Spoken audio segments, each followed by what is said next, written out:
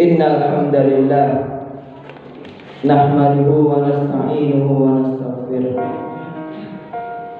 wa na'udzu billahi min shururi anfusina wa sayyiati a'malina. May yahdihillahu fala mudilla lahu wa may yudlilhu fala hadiya lahu.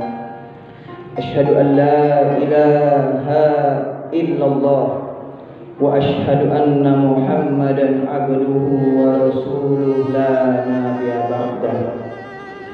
Qala Allah ta'ala fi kitabihil karim. A'udzu billahi minasy syaithanir rajim. Ya ayyuhan nasu ittaqu rabbakumul ladzi khalaqakum min nafsin wahidah wa khalaqa minha zawjaha wa batha minhuma rijalan katsiran wa nisaa'a wattaqullaha alladzi tasaaluna bihi wal arham innallaha kana 'alaikum raqiba. Wa qala aidan ya ayyuhalladzina amanu taqullaha wa qulu qawlan sadida yuslih lakum a'malakum wa yaghfir lakum dhunubakum wa may yuti'illah wa rasulahu faqad faza fawzan 'azima. Amma ba'd. Ma'asyiral muslimin, jamaah salat Jumat yang insyaallah dirahmati, dicintai, disayangi oleh Allah Subhanahu wa taala. Bersyukur kita kepada Allah Subhanahu wa taala atas nikmat-nikmat yang Allah telah berikan kepada kita. Allah berikan kita nikmat iman. Allah berikan kita nikmat Islam. Allah berikan kita nikmat kesehatan. Allah berikan kita nikmat hidayah. Tidak lain dan tidak bukan, Allah ingin, Allah kepengen kita selalu meningkatkan ketakwaan kita kepada Allah Subhanahu wa taala. Salawat teriring salam senantiasa tercurahkan kepada junjungan kita, uswatun kita, Nabi Agung Nabi besar Muhammad sallallahu alaihi wasallam beserta keluarganya, para sahabat-sahabatnya, para tabi'in, tabi'in, serta kita semua yang hadir di masjid ini. Mudah-mudahan kelak kita dipertemukan oleh Allah Subhanahu wa taala dengan Nabi kita Muhammad sallallahu alaihi wasallam. Amin ya rabbal alamin.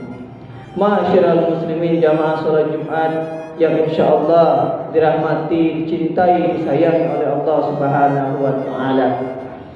Khatib berwasiat kepada diri khatib, berikut juga kepada jamaah sekalian.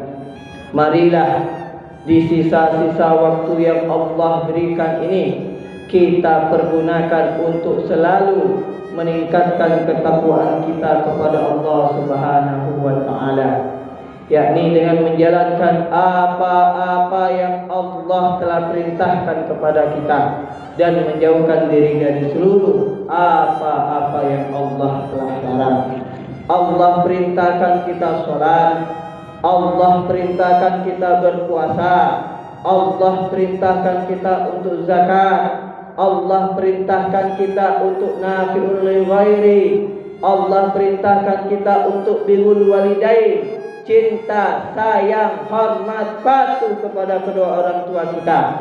Apa-apa yang Allah telah larang, zina, minuman khamar, perjudian, riba dan lain sebagainya harus senantiasa kita tinggalkan. Itulah mungkin insyaallah kita akan dimasukkan oleh Allah Subhanahu wa taala termasuk orang-orang yang selalu meningkatkan ketakwaan kita kepada Allah Subhanahu wa taala. Amin ya rabbal alamin. Ma'asyiral muslimin, jamaah salat Jumat yang insyaallah dicintai, dirahmati, disayangi oleh Allah Subhanahu wa taala. Allah Subhanahu wa taala berfirman, A'udzu billahi minasy syaithanir rajim. Wa may yattaqillaha yaj'al lahu makhraja wa yarzuqhu min haitsu la yahtasib wa may yattaqillah 'alallahi fahuwa hasbuh innallaha balighu amrih qad ja'alallahu likulli syai'in qadra. Ma'asyiral muslimin, ini ayat apabila kita baca pasti kita akan merasa makhluk yang tidak ada apa-apanya di hadapan Allah Subhanahu wa taala. Maknanya adalah barang siapa yang bertakwa kepada Allah Subhanahu wa taala, niscaya Allah akan mengadakan baginya jalan keluar, kata Allah Subhanahu wa taala, dan memberikannya rezeki dari arah yang tidak ia sangka-sangka, kata Allah Subhanahu wa taala. Dan barang siapa bertawakal kepada Allah Subhanahu wa taala, niscaya Allah akan mencukupi. Sesungguhnya Allah menciptakan apa yang Dia kehendaki. Sesungguhnya Allah telah mengadakan ketentuan-ketentuan bagi tiap-tiap sesuatu. Quran surat At-Talaq ayat 2 sampai dengan 3. Ma'asyiral muslimin jamaah salat Jumat yang insyaallah dirahmati oleh Allah Subhanahu wa taala.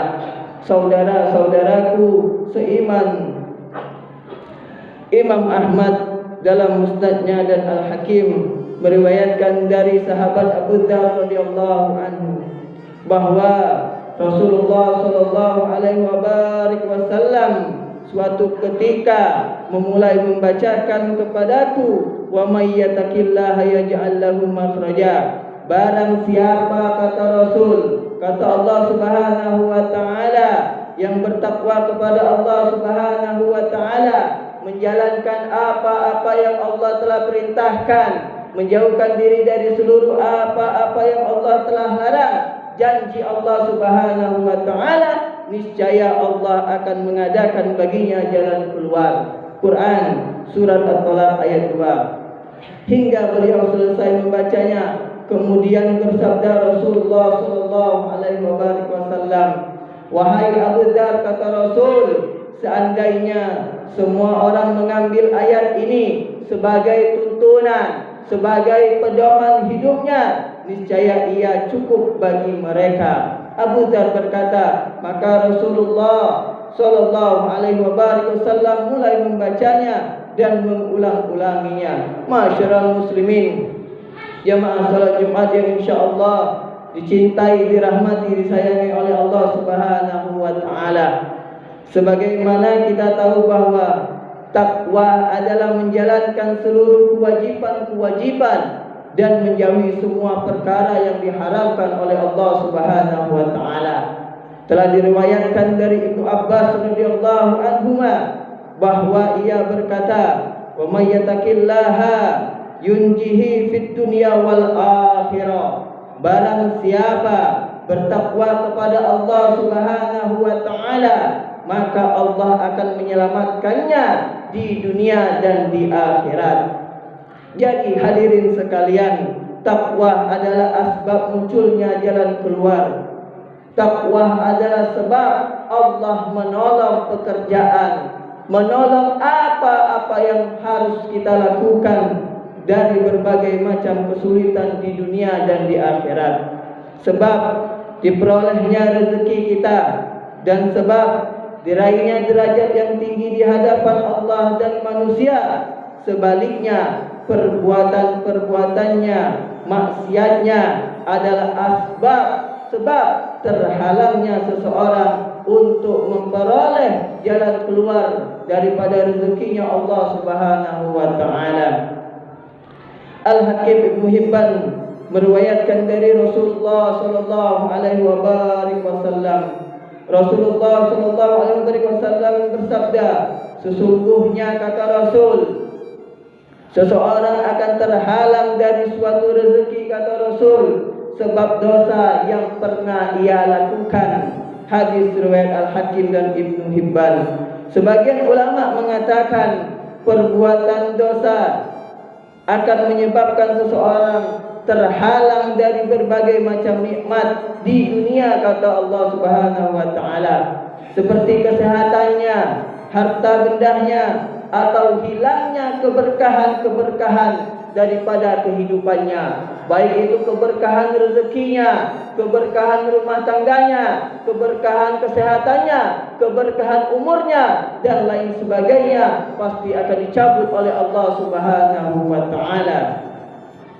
Maka jatuhlah kedudukan dan martabat dari hati banyak orang atau menyebabkan ia lupa terhadap agamanya Allah Subhanahu wa taala. Rasulullah sallallahu alaihi wasallam bersabda, apa kata Rasul?